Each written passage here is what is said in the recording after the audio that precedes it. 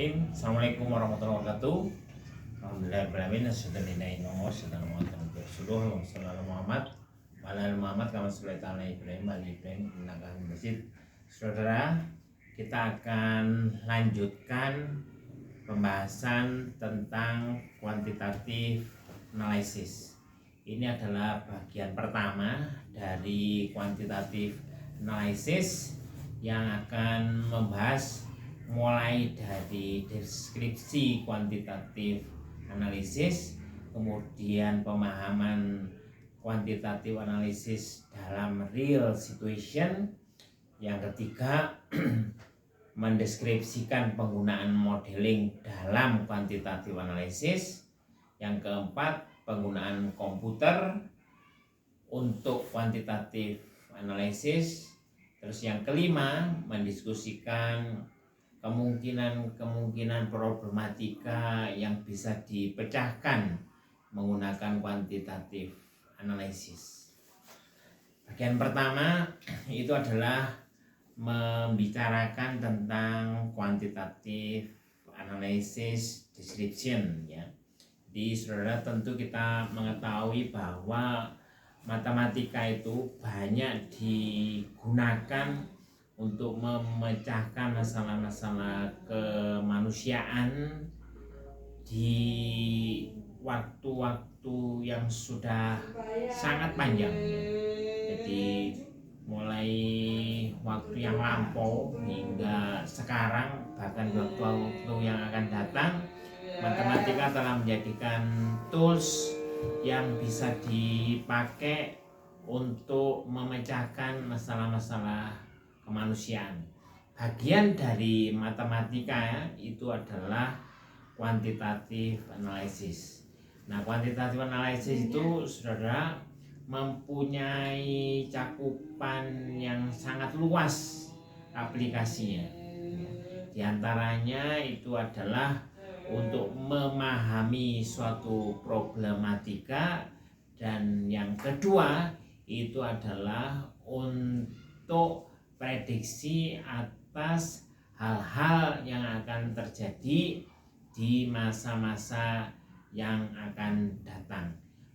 Kedua penggunaan itu paling sering dipakai dalam ilmu-ilmu sosial. Ya, sedangkan misalnya di dalam teknik, di dalam statistika, di dalam misalnya saja itu ilmu ekonomi, penggunaannya itu ada beberapa perbedaan dan juga ada beberapa persamaan. Berikutnya saudara, tentu kita memahami ada beberapa contoh tentang penggunaan kuantitatif analisis ini. Saya pernah memberikan contoh, misalnya mengapa Ronaldo itu disebut salah satu pemain terbaik dunia, gitu ya. Pemain terbaik dunia yang lain misalnya saja itu adalah Lionel Messi, ya. Lionel Messi, Ronaldo itu disebut pemain terbaik dunia, itu dasarnya itu adalah dari analisis kuantitatif, ya. Jadi ada data-data kuantitatif, kemudian kita analisis. Misalnya dari kemampuannya mencetak gol, gitu. Nah, berikutnya tentu para penggemar Liga Inggris paham mengapa Muhammad Salah dan Sadio Mane juga disebut salah satu pemain sepak bola terbaik Liga Inggris, antara lain dari kemampuannya mencetak gol. Muhammad Salah telah melampaui pencapaian 100 gol di Liga Inggris, demikian pula Sadio Mane.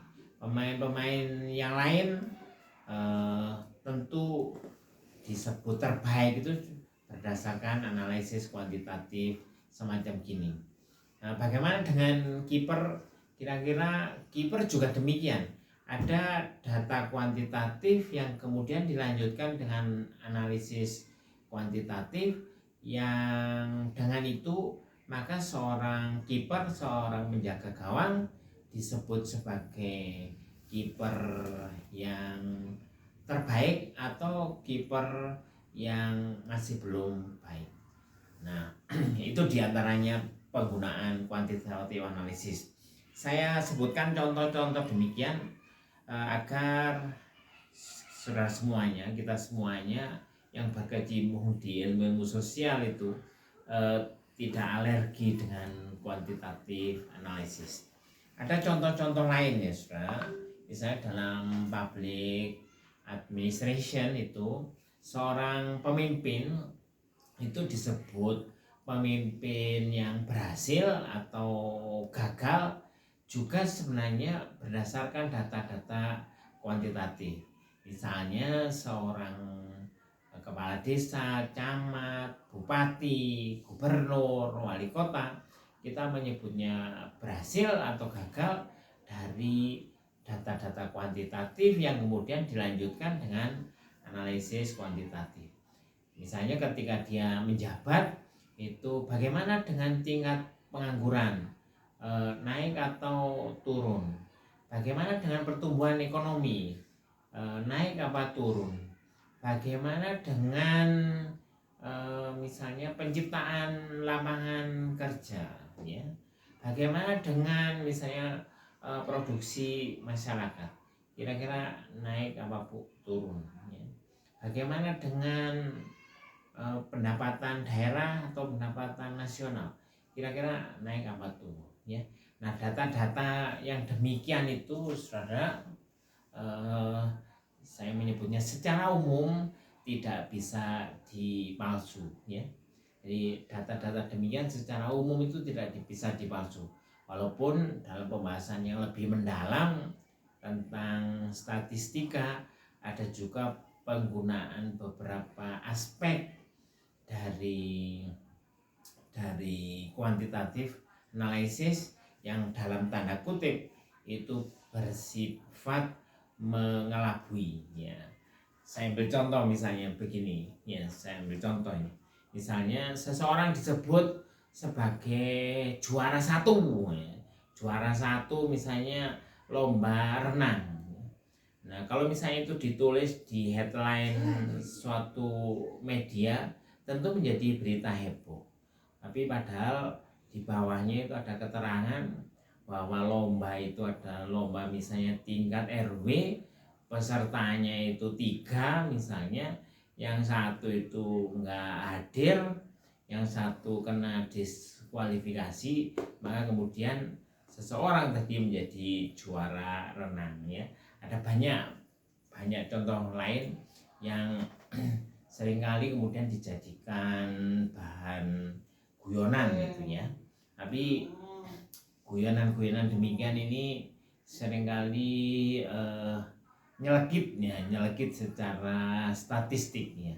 Kira-kira sama nyelekitnya begitu dengan mural, mural yang menyebabkan mual itu. Oke, berikutnya saudara, kita tentu mengetahui bagaimana proses kuantitatif analisis itu. Nah, saudara, kuantitatif analisis itu adalah pendekatan ilmiah untuk mengelola keputusan didasarkan atas data mentah yang sudah diolah menjadi informasi yang bermakna. Ya, kira-kira gambarannya itu saudara, yang di sebelah kiri itu ada data mentah, kemudian ada proses berikutnya itu yang disebut quantitative analysis. Quantitative analysis ini menghasilkan meaningful information. Nah, proses berikutnya setelah meaningful information itu ada yang disebut decision making, ya, pengambilan keputusan. Karena itu kita sangat perlu untuk memahami ada kaidah yang disebut GIGO itu, ya, GIGO, ya, garbage in, garbage out. Kalau misalnya raw datanya itu garbage, raw datanya itu nggak bagus, raw datanya itu buruk, tentu kemudian garbage out, tentu kemudian keputusannya juga salah.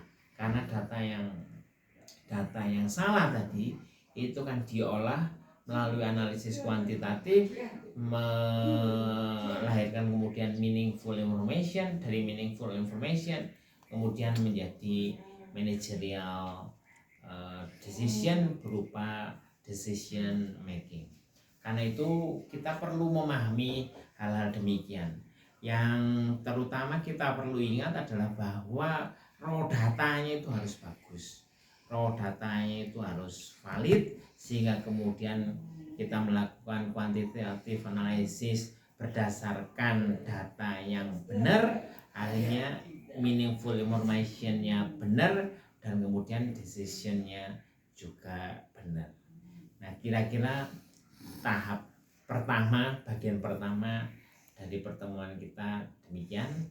Semoga pertemuan kita bermanfaat. Subhanakallahumma wa bihamdika, asyhadu an la ilaha illa anta, astaghfiruka wa atubu ilaik. Billahi taufiq wal hidayah. Assalamualaikum warahmatullahi wabarakatuh.